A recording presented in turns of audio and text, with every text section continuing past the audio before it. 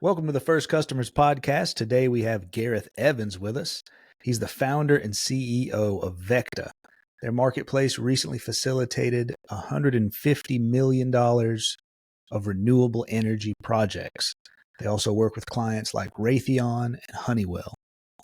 Gareth, glad to have you on the show. Thanks for making time for us. Awesome to be here, Paris. Thanks for having me.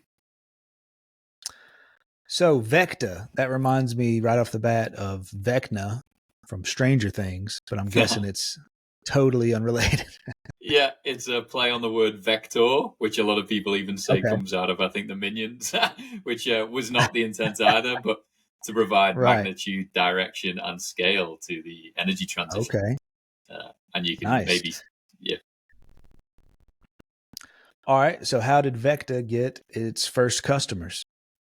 Yeah, it's actually been a wild ride, honestly. We launched right as we didn't know COVID was about to kick off, but we definitely launched as COVID kicked off. So I think all those aspirations of running around the market, hustling, closing some deals, as you know, the whole world shut down for the first pretty much year and a half of our existence.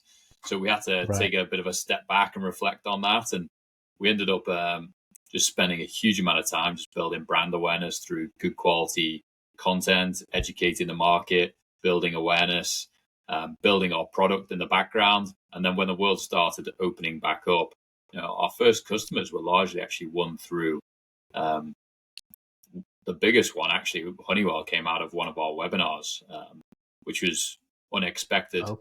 These big corporate customers normally come through very warm, trusted relationships, which is how we win most of our work to date. But that came from someone listening to our thought leadership, liking what they were hearing, realizing the opportunity in the market, and then reaching out to us. It still took many months to convert, but that relationship was initiated through that process, which was pretty exciting. Wow. And that was the very first customer, was through the webinar.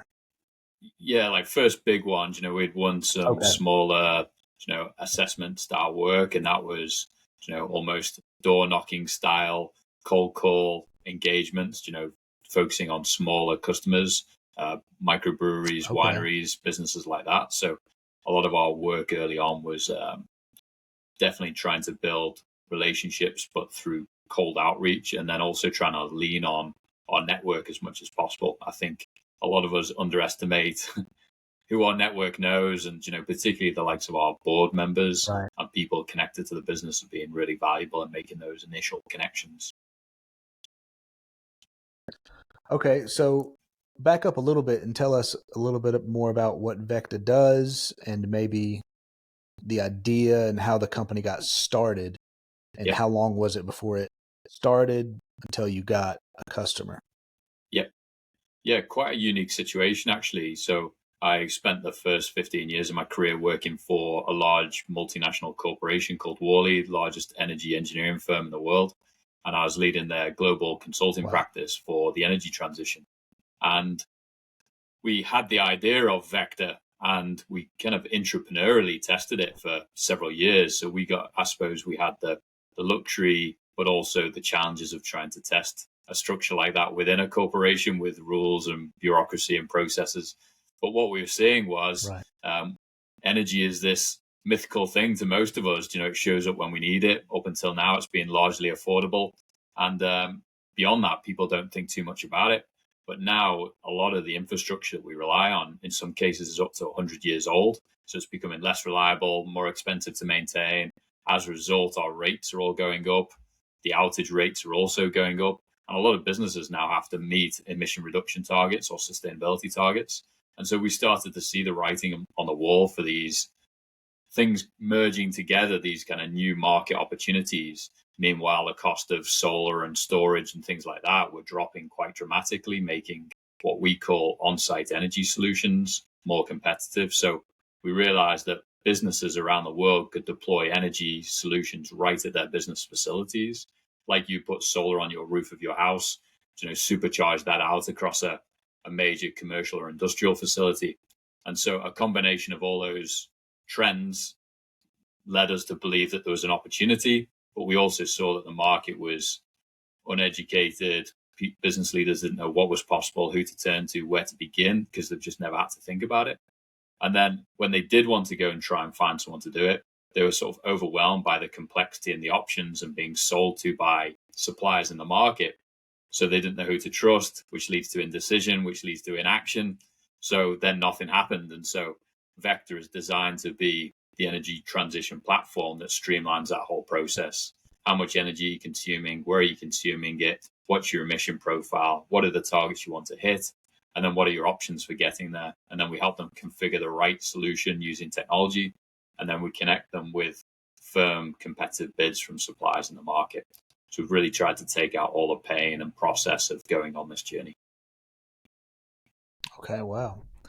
And so did the company start from like a group of people at your previous company? Yep. And then So did you kind of bootstrap it on the side, or was it like, did you have to raise VC investment to start doing this, or? Yep. All the above. So definitely had an awesome team within the corporation initially who we incubated the idea with. We got corporate support. So that almost took 2 years of, it was almost like fundraising, but within an organization itself. So building the confidence in the idea, convincing people that we should try it. And then ultimately we realized to do what we wanted to do, we couldn't do it within the corporate structure. So they agreed to give us some money to start the company initially. And then about 2 years in, we did our first fundraise. So we've done 2 VC fundraisers to date. Okay. So why wouldn't your parent or your original company, why wouldn't they just do this as another extension of their business?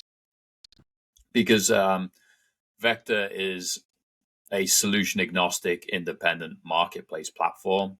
And so because they're one of the biggest players in the market, it would kind of remove that independence and agnostic nature. So we want to be able to represent the customer's best interests. So we have no affiliation to whether it's solar, battery storage, gas turbines, which constructor to use, what capital.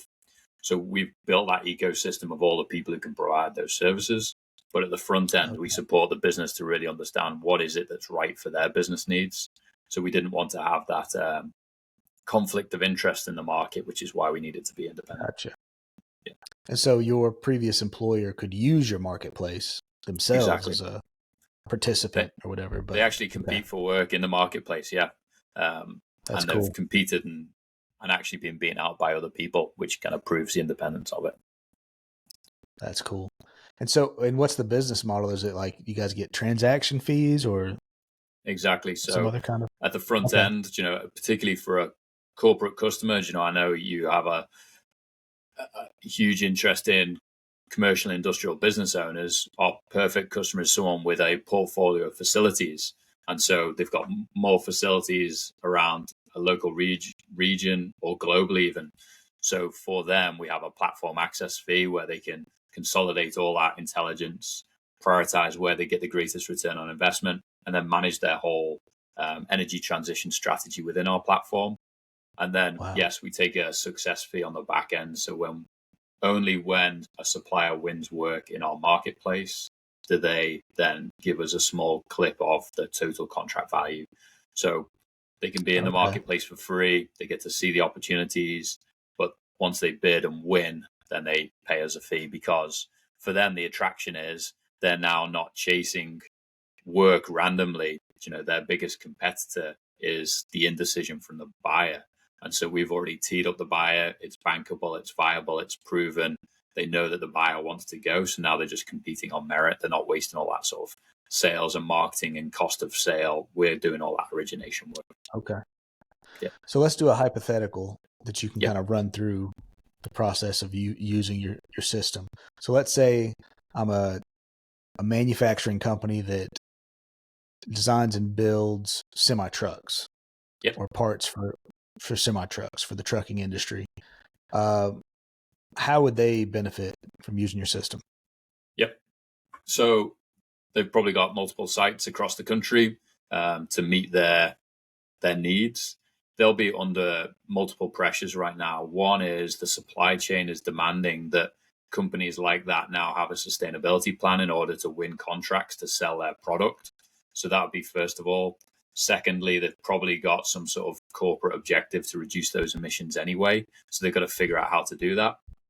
Third, they're seeing their energy costs going up and their margins being eroded as a result. In some cases, we're seeing rates going up 10 to 40% year on year. And you can imagine as a business trying to manage that operational cost escalating within the business with no visibility of how much it's going to go up year on year is very hard to manage.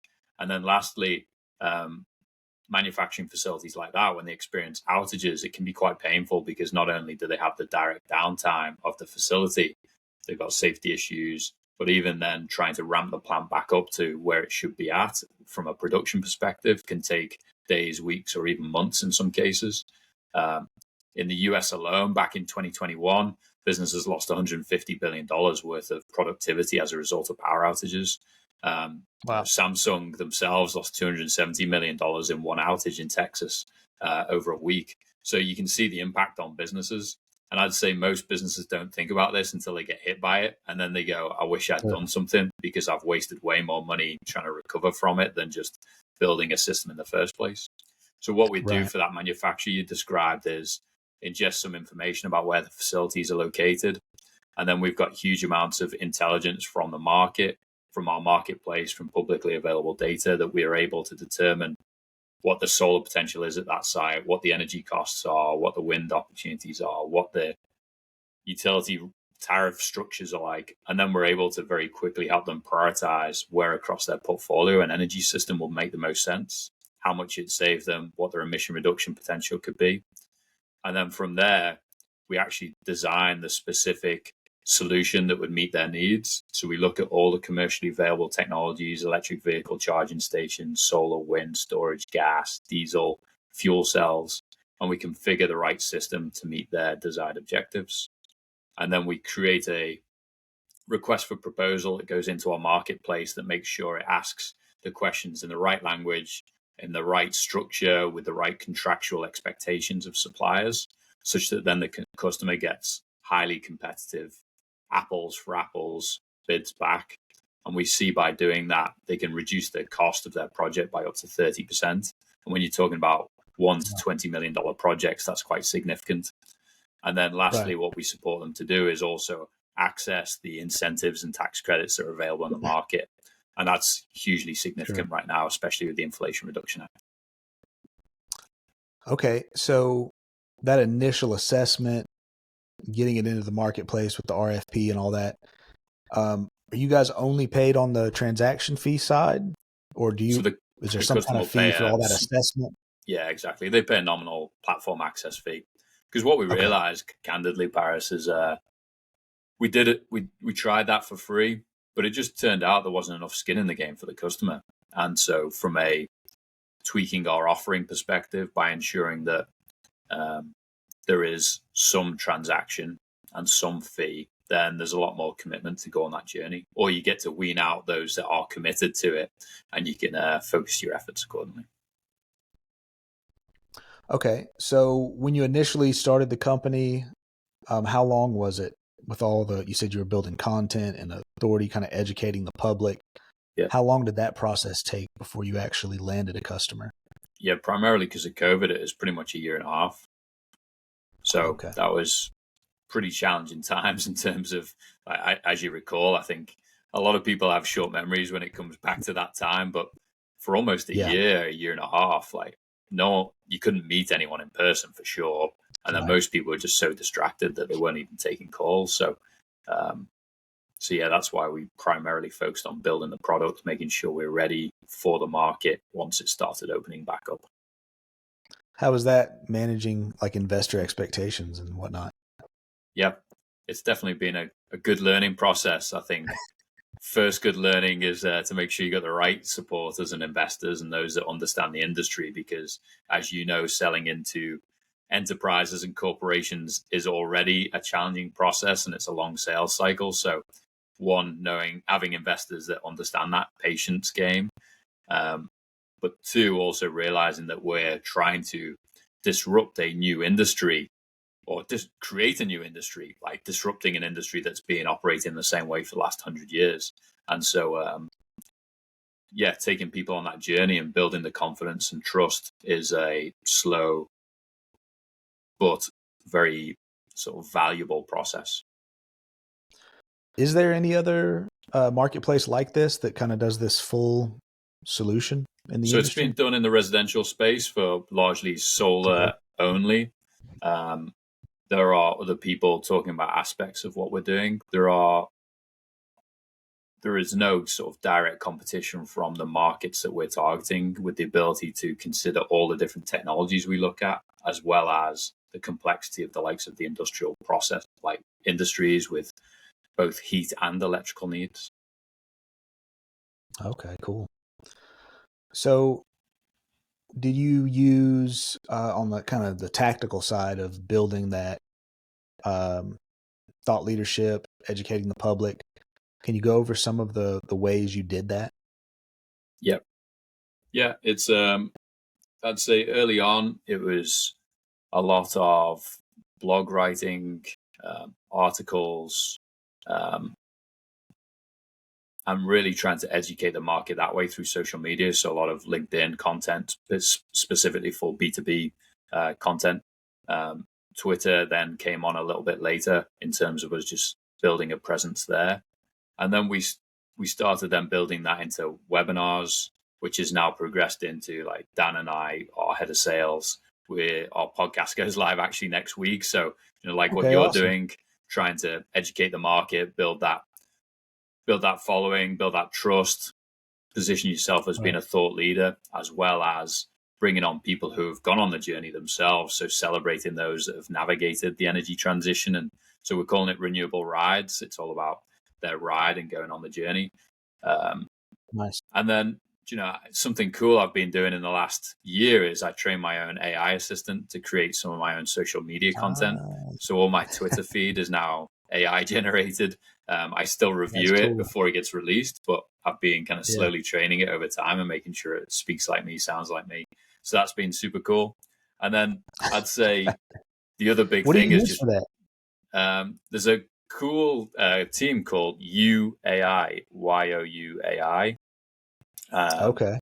And they've got this neat technology that it ties into the likes of ChatGPT, but it allows you to populate it with all your previous content, whether you'd be able to take all your past podcasts and pull the scripts out of them. You take your old Twitter feeds, your LinkedIn articles, you populate it with all that. And then you can even populate it with other people's content that you really like the sound of, but you want to mirror, and then it'll start kind of learning the languages that you want to use. So that's been a really cool experiment. And then I'd say the other big area that we've had a lot of success from is being a part of some of these startup incubators. So we're part of Plug and Play's cohort. Plug and Play is one of the biggest startup incubators in the world, Launch Alaska. And then we're going to join another one called Engage later this year. Engage is connected to one of our investor Tech Squared Ventures um, investment arms, so bringing corporates and startups together. So those opportunities to get those natural connections, build that trust, build that relationship in person with people through a third party affiliated network has been really important. Yeah. Do you do any events? You do So webinars, we you mentioned, but you do yeah, in-person events? so we've attended them and we've spoken Okay. at them. And as you can see, now I'm guests on podcasts, which is all good Yeah. for building that awareness. Um, Yeah. but yes, I'd like to actually think about how we'd host more of these events to, be positioning ourselves accordingly. What we find, and I'd love to get your feedback on this, is we find the energy industry events become an echo chamber of everyone trying to convince each other that we're all doing the right thing. Whereas what we Yeah. want to do is be in front of customers having those conversations. And so it's trying to find the right events where the manufacturers, the real estate entities, the wineries, the Right. breweries, where are they hanging out? Where are they getting their content? Yeah. Right. No, that's good. That's one of the past guests on the podcast. They ended up creating an event that was just for their customers. So it was kind of like Mm. they had a certain amount of customers at some point, and they created this event that was just, customer only kind of invites. And they were saying that the customers would end up upselling each other on their Yeah. services because they learn how the other ones were using the product or service or whatever, and they would end up selling each other on more uses of the service. Yeah, that's brilliant. Yeah, it's really good. That was John Derbyshire, I think, is who did that. And that ended up being his only marketing channel or sale. Like, they didn't do any Really? advertising or anything. And, Wow. company sold for hundreds of millions of dollars later. That's super awesome. Yeah, we're actually thinking about doing a little bit of advertising ourselves now. It's all been organic up until this point, but I think it's time to really start pressure testing a few of these channels. And we're talking about, big savings for customers who go on this journey. And I think that's, we definitely need to educate more people about the sheer opportunity. I think we just looked at an industrial defense contractors project, and they're able to save, $96,000 a month on energy costs, as well as reducing their emissions by 49%. Wow. So once you start stacking that up over a 20-year project, you're looking at millions and millions of dollars worth of savings. And that's just one facility. That's not across a portfolio of hundreds of sites. So the businesses that kind of see that opportunity really get excited. Yeah, it seems like as soon as you record a few client testimonies in some format, I mean, sharing those across your social channels and, getting them in front of the right audience, it seems like an automatic kind of decision. Like, why wouldn't you use this process to, get bids on projects or whatever instead of some other method? Do you guys use client testimonies in some kind of format as content? We've got a few on our website, but I think you're spot on in terms of we haven't recorded any physically with our customers and sort of shared it that way. I think we definitely need to be celebrating more of the case studies and those testimonials. Yeah. I think that's an awesome idea. Cool. Yeah, that's a lot of money. Now, I guess, what would you say is more of your target? Is this people who've already decided to transition their energy structure, or maybe are being pressured politically, government regulation wise? Or is this more for people that you're trying to convince to go that direction? I suppose the convincing, we feel like we do through the kind of general brand building process, hopefully. We prefer to have people who already have a pain point where we know they're in a high cost utility zone, California, the northeast of the US. These are kind of very expensive energy areas, Hawaii, Alaska, areas that suffer major power outages. So Houston, or Texas in general, Florida because of the hurricanes, Texas because of ice and heat, California because of wildfires. So we're trying to target specific regions where we know customers have very specific pain points, and then layering on top of that, the customers that we know sit within zones that attract very high Inflation Reduction Act tax credits, as well as them having set some sort of emission reduction target. That's like a really perfect customer that ticks all those boxes. Okay. So we try and use a bit of AI and a bit of our data analysis, our platform ourselves, to really try and pinpoint who those perfect customers are and where they're located. So where do you think, or where do you see most of your leads coming from at this point in the company? You said, first of all, early on, it was more from the content you were putting out there, and then your personal relationships. Yep. What's it looking like now? Yep. I'd say the two primary areas today still are direct outbound. So we've got some really talented sales individuals who obviously leverage their networks and build those great relationships and are part of the likes of those industry groups. And then I'd say the second one, which is probably more exciting, is the channel partners and the referral relationships that we're building, where we've got, because these projects have such value associated with them, there's a lot of opportunity to share in the upside with people who want to refer work our way. So I'd say to any of your listeners, if you know businesses that are thinking about this and they want to refer work and actually earn a huge amount of money, we're really excited to do that. Up until now, it's mostly been other businesses that already have trusted relationships, but they don't do what we do. So maybe they're an energy efficiency company and they've already gone in and changed out LED lights and changed out other equipment, but they don't know how to do solar and storage and things like that. So they refer a customer our way, or other consultants who are in this space. But the reality is, I'd say any salesperson out there who's selling into a commercial industrial business, as long as there's no conflict of interest for them, they probably know who is experiencing some of these pain points. And that's the area that we really want to kind of double down on, is get more of those inbound referral leads. Okay. So how does that referral program work?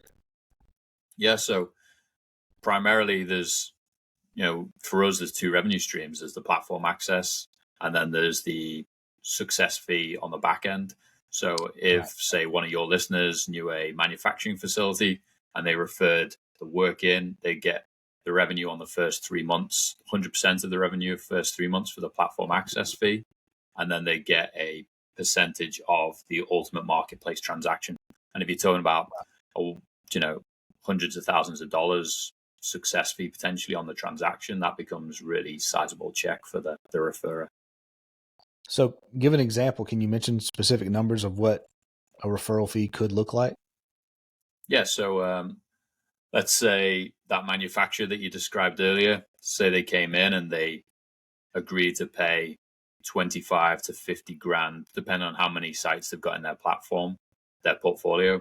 They typically pay between 25 and 50 grand a year. And that's an order of magnitude. Yeah, that's an order of magnitude less than what they pay a consultant today, typically for 1 or 2 sites. And now they're getting that for an entire portfolio. So our referring agent would get 100% of the first 3 months of that platform access fee. And then on the marketplace transactions, so say they've got 20 sites and they decide they want to do 2 this year and they become $2 million each, we typically take 3 to 5% of that. And then our referrer gets 5% of that. Okay. So what can that be? I guess you can start getting potentially thousands of dollars. Yep. In monthly you get thousands in just the platform access alone, and then you can get into the thousands to tens of thousands depending on the number of marketplace transactions.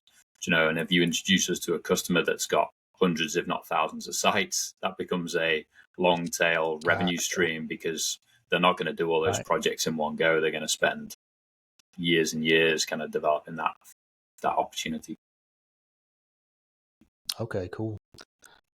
Yeah, I'm definitely going to look at that referral program, because our agency works with several manufacturing companies on the manufacturing marketing side of things. Yeah, marketing agents actually is another good one. Probably insurance companies, all these sort of entities that already have a relationship, and for them there's a downstream benefit. Marketing agency, the company deploys an energy solution. Now the marketing agency's got something to advertise: clean, green, stock price increase, cost savings, all these benefits to the community and society and to the customer profile. For insurance companies, they're probably having to pay a lot of money every time a company loses power and has an outage and is claiming against that, so they can minimize that risk. So there's all these adjacent opportunities for people who gain benefits by businesses doing this. That's really cool. And is that, you just go to your website and there's a referral link somewhere, or is today it's just direct, so connect with myself or Dan Roberts, but it's something that we're formalizing now, and that's the view, is that we can have just a really streamlined process to ensure that people can transparently see where their leads are at, where they are on the journey, what it's worth to them, and how they get paid out. So actually talking to a provider who does that right now. Awesome. All right. So you said you're not advertising yet? You haven't spent advertising dollars yet? Not to date, no.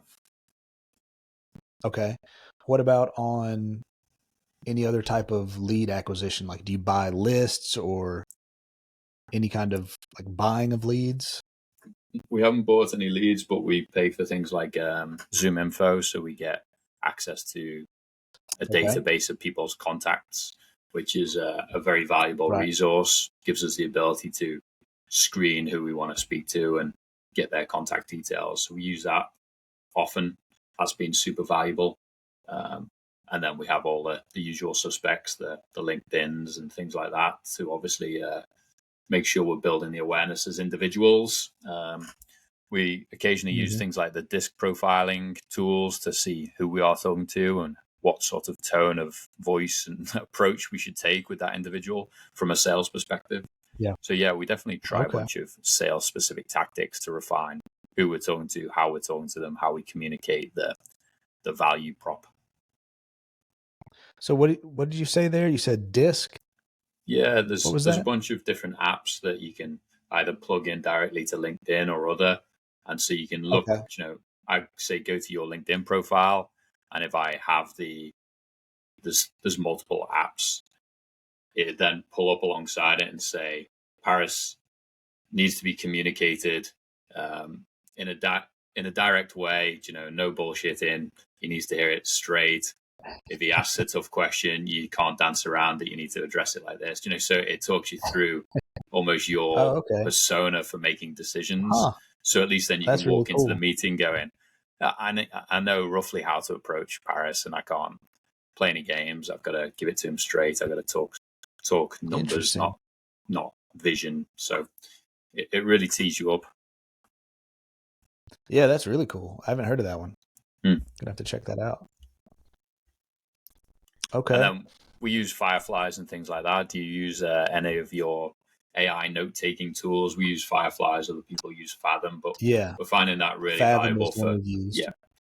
for recording the conversations and seeing what worked well as a sales team, digesting why did that deal close, what were the questions that were asked. And then we try and use a bunch of those questions or objections that come out of meetings to then create the next round of content. What are people asking? Why are they asking it? How do we overcome those objections in the market? Okay, really cool. All right, I think we've covered pretty much what you guys are up to, the story of how you got your first sales.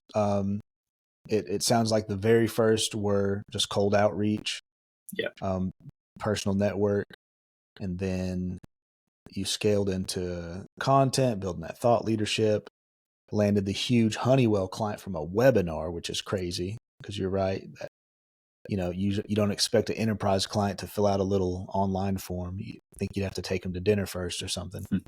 So that's really cool. Just to see that almost like the discipline of the different digital marketing tactics, it's worth it because you never know where a leader sales is going to come from. Yeah. Let's imagine you've got 1,000 manufacturing companies here listening.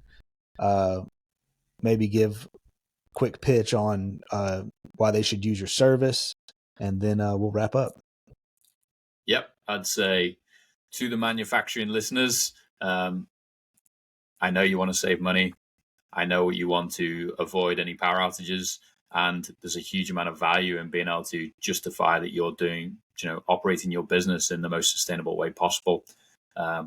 Whether you believe in that or not, there are huge benefits for companies who demonstrate that from a marketing and employee retention perspective, a customer acquisition perspective, and in the future, a lot more contracts are going to be completely tied to that performance. And so we know today that you're being sold to by solar developers in the market, but you don't know who to believe or what to do about it.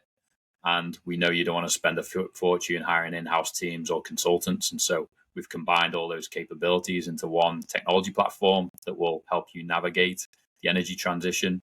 And we are firm believers in increasing your profitability. And so this is all about driving cost out of your business and increasing your ability to convert more deals and do so in a really efficient, reliable, and as a good stakeholder in the community way. Awesome. All right, I've got one last question. Yep. It seems like you've built a successful company in a short amount of time. What's a book recommendation that you would make for someone kind of in this moment of their company of trying to go from 0 to 1 customer, or going from an idea to turning it into a business? Yep. Is there any book you'd recommend?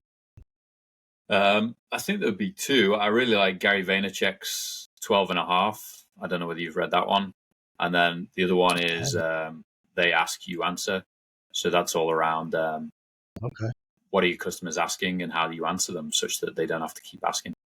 So I'd say they're two Awesome. really good books. I'll put links to those in the. Yeah. Yeah, I was just going to say I'll put links to those in the show notes so people can easily check those out. But yeah, go ahead. Summarize what you got from those books. Yeah, so I'd say the biggest takeaway for me is, we often realize without realizing that our customers have a bunch of objections. And if the objections may be about what you're doing, it might be about whether you're the company that they should trust in, whether it's about the market conditions. There's a huge amount of questions that are in people's minds as to why people are trained to say no. And so how do you overcome those objections through, preemptive content, making sure that your website, your deck, your whole kind of content stream is educational, informative, and it's not trying to constantly sell. This is about making sure that people see you as the thought leader and the experts in your field. And when it comes to actually making the sell, it becomes a no-brainer for them instead of trying to go through the slog of convincing someone to do something that maybe they're reluctant to do. That's good. Well, this has been really cool. You guys are doing a service to society. Your business is good for everybody. If we get cleaner energy, cleaner air from it, helping these companies transition to better sources of energy. And it seems like more reliable energy if it's on site, less likely to, suffer from power outages. So it just seems like it's better for the economy in general. So appreciate what you're doing. It was good to meet you. And we'll see everybody next time on the First Customers Podcast. Awesome. Have a good one.